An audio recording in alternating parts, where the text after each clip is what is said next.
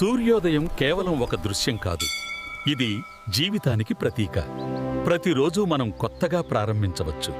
అంతరిక్ష సాగరం నుండి నేను లోకాలను సృష్టిస్తున్నాను. కాంతి ఉండుగాక, జీవం ఉండుగాక.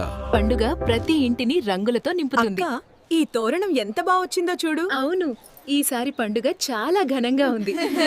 ఈ పచ్చడిలో ఉన్న 6 రుచులు మన జీవితంలోని 6 భావాలను ప్రతిబింబిస్తాయి.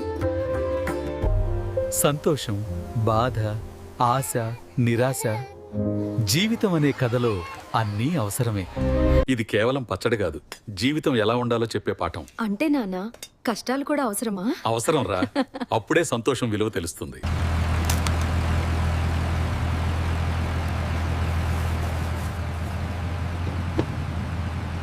గతాన్ని మరిచి భవిష్యత్తును ఆహ్వానించే రోజు ఇదే ఉగాదిదా.